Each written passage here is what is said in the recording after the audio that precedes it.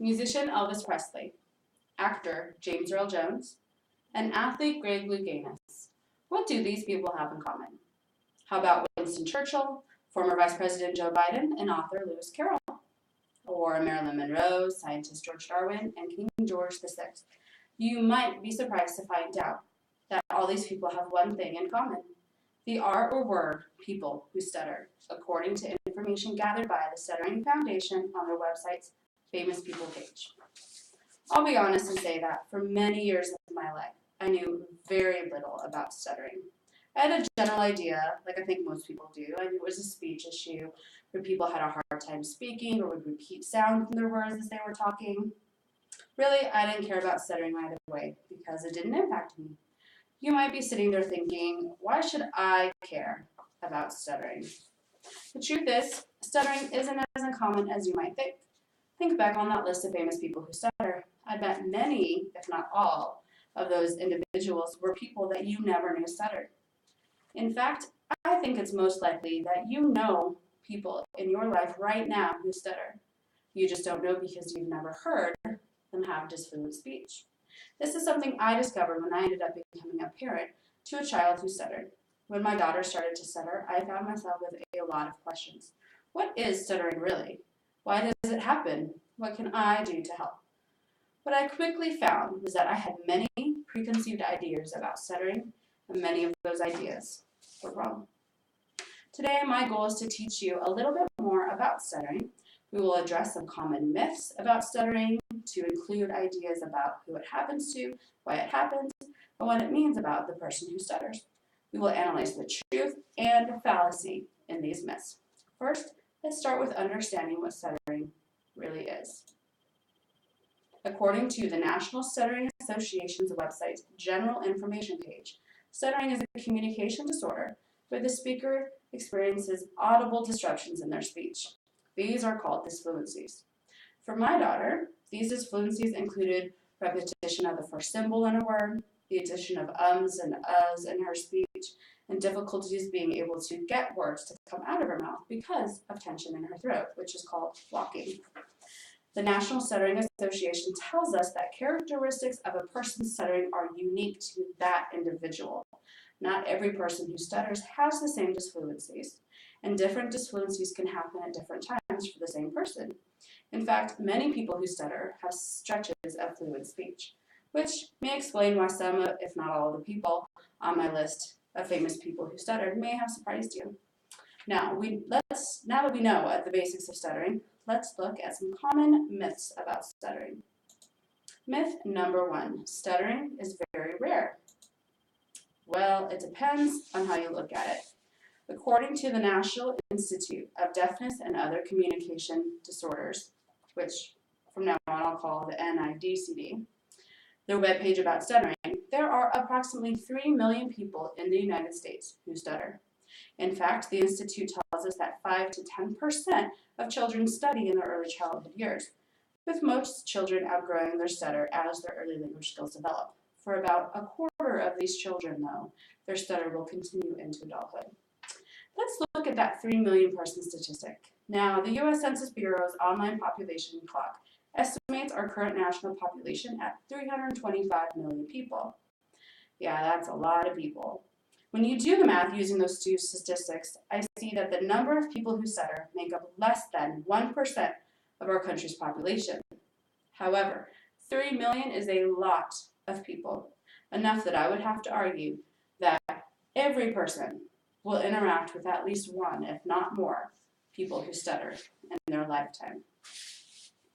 These statistics mirror the experience my family had when dealing with stuttering. We didn't know anybody in our local community who stuttered. In fact, I found out after a while that my daughter believed that she was the only person in the entire world who had experienced what she'd experienced, who had that problem. Can you imagine what that must have been like for her? As a parent, I couldn't find anybody in my community who loved or cared for somebody who stuttered. However, we were very fortunate to find the National Stuttering Association's yearly conference. In the first year we attended, my daughter found hundreds of children of various ages who stutter, as well as dozens of adults who stutter. As a parent, I found at least 50 other parents going through the same experiences that we had. So we were able to find people who stuttered. We just needed to look in the right places. Now let's look at our next myth, which addresses the question of why stuttering happens. Myth number 2, people who stutter are lazy or anxious. False. According to the NIDCD stuttering page, no one knows exactly what happens in a person's development that causes stuttering. However, we know that stuttering is triggered involuntarily in the body and not as a result of a psychological or mental issue. The NIDCD reports that researchers put stuttering into 2 categories. First, you have developmental stuttering, which happens as part of typical development for a young child's early childhood language skills. This generally happens around ages 2 to 3, and as discussed earlier, goes away on its own for a majority of children. The second type is called neurogenic stuttering, which is caused by trauma to the brain, such as a stroke or an injury, and it affects the abilities of the brain's regions to communicate with each other. So laziness and nervousness actually can play a role in stuttering, however, not as a direct cause, but more as a result of the stutter. According to the National Stuttering Association, difficulties associating with stuttering can create feelings of anxiety and embarrassment. In turn, this makes a person become more disfluent. You can kind of consider it a self-fulfilling prophecy. I would bet that there is at least one person in the audience today who is thinking, but wait, I've heard of a solution. Let's look at the next myth and see if maybe I'm reading that person's mind. Myth number 3, singing makes stuttering go away. Sometimes. This is a very common question, something that myself as a parent and my daughter get pretty regularly. In fact, you may have seen some of the viral videos out there that show a person with a really strong stutter starting to sing, and all of a sudden there's this beautiful, fluent voice. Well, obviously, this is true for some people. However, this is not true for everyone, and I can tell you that just from my own personal experiences with my daughter and with the people we have met at our conferences. Even if that were the case for every person who stutters, can you imagine how awkward that would be, having to sing your restaurant orders or sing to the person when you're answering the phone? I can't even imagine. In reality, though, there are a variety of methods to address stuttering. The National Stuttering Association lists some of those as speech therapy and support groups.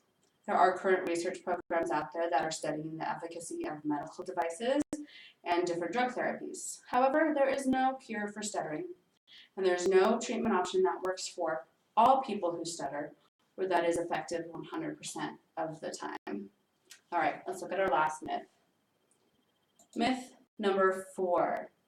People who stutter aren't very smart and can't be successful or hold influential positions. Obviously, this is not true. Just take a moment to think back on the list of famous people who stutter from the beginning of my speech. We have important world leaders, highly talented artists, and world-changing scientists. That sure sounds like success to me. The research we've already discussed informs us that stuttering has nothing to do with intellectual ability. People who stutter can be just as intelligent and successful as any person with fluent speech. Well, we have examined these 4 common myths about stuttering and have seen both truth and misconception. We've seen that there may be more people who stutter in our communities than we realize, including some surprising examples of famous people.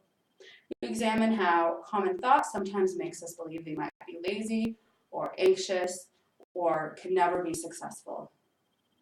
Research and personal experience tell us that this is just wrong for most people. My goal today was to share with you what I have learned about stuttering when I became the parent to a person who stutters. I encourage you to look deeper into some resources. Those things that I have mentioned earlier today are great resources to go to learn more about stuttering. I hope you will carry what you learned with you today, because you never know when you will find somebody in your life who stutters. Thank you for attending today.